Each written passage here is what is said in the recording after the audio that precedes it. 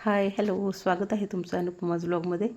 तर आज सकाळी सकाळी लवकर मी अशी तयार झाले होते अंघोळ वगैरे करून, कारण आज आहे दीप अमावस्या आणि मग दिव्याची पूजा वगैरे करायची होती. कारण आता इथून श्रावण महिना सुरू होतो आणि सगळे सणवार सुरू होतात. तर अशा पद्धतीने मग सगळी अगोदर तयारी करून घेतली. आघाडा, हराळी याचं खूप महत्त्व आहे. हराळी आघाडा याचं आता प्रत्येक पूजेला याचं महत्त्व आहे आणि हे व्हायलाच पाहिजे. आणि त्यानंतर हे बाबळीची फुलं याचंही खूप दीपपूजेला महत्त्व आहे.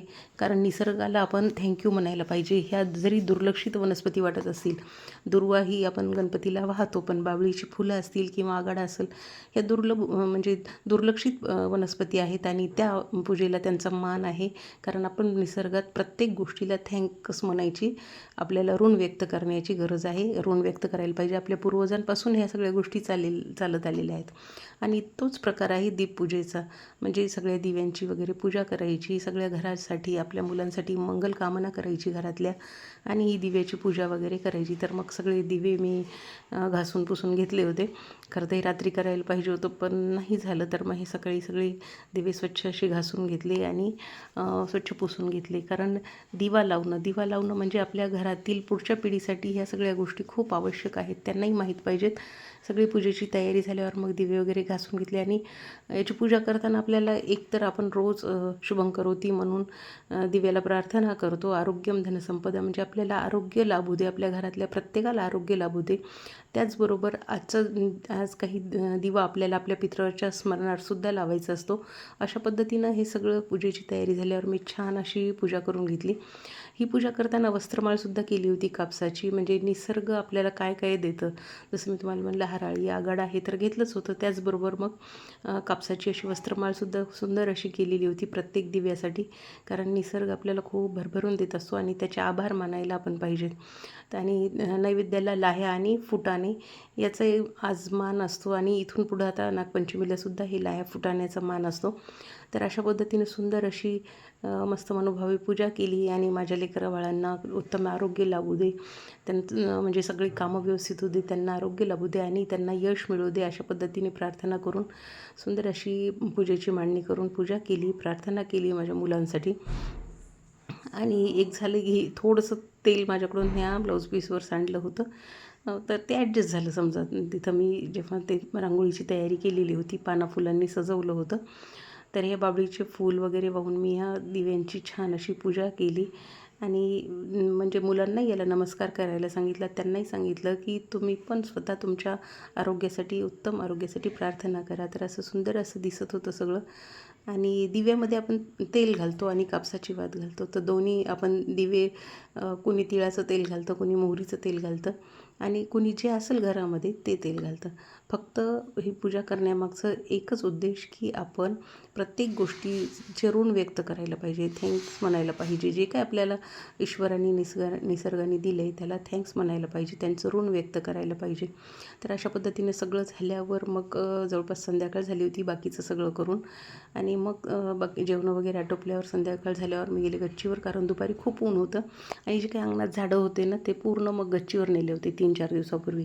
कारण अंगणात 20-25 पायऱ्या उतरून जाऊन त्याला पाणी टाकणं थोडंसं कमीच शक्य होत होतं. म्हणून मग 10-12 पायऱ्या गच्चीवर जाऊन टाकल्या तर सोपं जाईल ह्या उद्देशाने वरती झाडं नेऊन ठेवले. आणि काही झाडांवर रोग पण पडल्यासारखं वाटत होतं. त्यानंतर मग सकाळीच यांनी नारळ पाडली होती सगळी झाडाचे, ते पण एका पिशवीत भरून ठेवावं म्हणलं, कारण पाऊस आला तर सगळेच नारळ भिजले असते.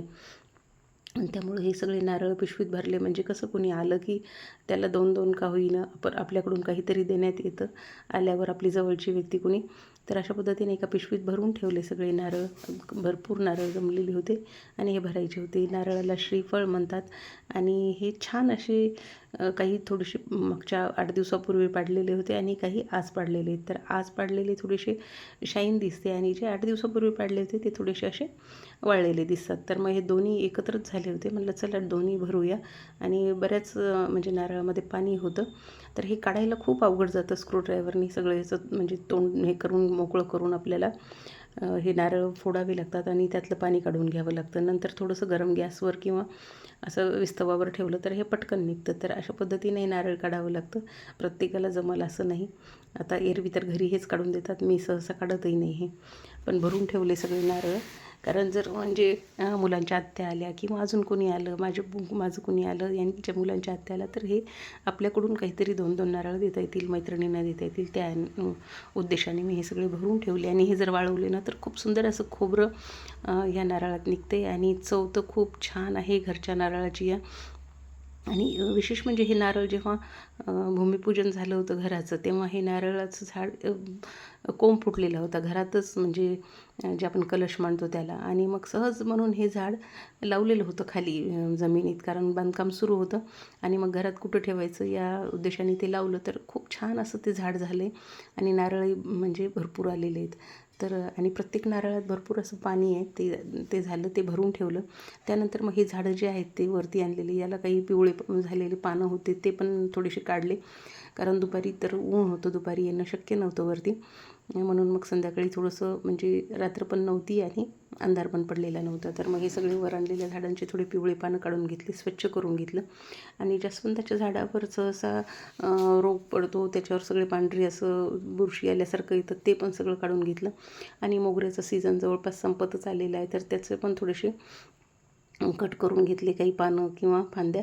तर अशा पद्धतीनं झाडांना थोडासा वेळ दिला आणि झाडांमध्ये आपलं मन खूप रमतं, खूप छान वाटतं झाडांचं काही करत असताना. आणि परवा मग मैत्रिणीकडनंही काही थोड्याशा कलम आणल्या होत्या, त्याही लावलेल्या होत्या, त्यालाही एकदा व्यवस्थित पाहिलं की लागल्यात का छान, आणि सगळ्या छान लागलेल्या होत्या, चिटकलेले होते. तर अशा पद्धतीने सगळं गच्चीवर फेरफटका मारला. त्यानंतर मग जे काही कपडे होते वाळलेले ते पण खाली आणायचे होते. उशिरा वर नेऊन वाळत घातल्यामुळं थोडंसं आणायलाही म्हणलं थोडं उशिरा आणलं तरी चालतं. तर हा तुम्ही पाहताय की ह्या जास्वंदावर थोडंसं ते रोग पडलेलं आहे पांढरं पांढरं. तर हे सगळं झटकून घेतलं आणि हे नंतर धुवायचं पण होतं मला. तर अशा पद्धतीने अगोदर ते सगळं झटकून घेतलं, त्याचं रोग पडलेली पानं सगळी तोडून घेतले आणि मग नंतर हे धुवून घ्यायचं. याला पण आपल्याला घरगुती काही करता येईल असं मला वाटतं, किंवा जर तुम्हाला जर काही माहीत असेल तर तुम्ही पण मला सांगा कमेंट बॉक्समध्ये, म्हणजे मला फायदा होईल. त्यानंतर मग गच्चीवरून येताना वाळलेले कपडे घेऊन आले आणि अशा पद्धतीने माझा आजचा दिवस गेला. तर तुम्हाला माझं आजचं रुटीन कसं वाटलं नक्की मला सांगा. आणि मला ज्यांनी म्हणजे सपोर्ट करा, ज्यांनी सबस्क्राईब केलेलं नसेल त्यांनी सबस्क्राईब करून घ्या, लाईक करा, कमेंट करा आणि असाच तुमचा सपोर्ट मला राहू द्या. तर भेटू दुसऱ्या ब्लॉगमध्ये. बाय.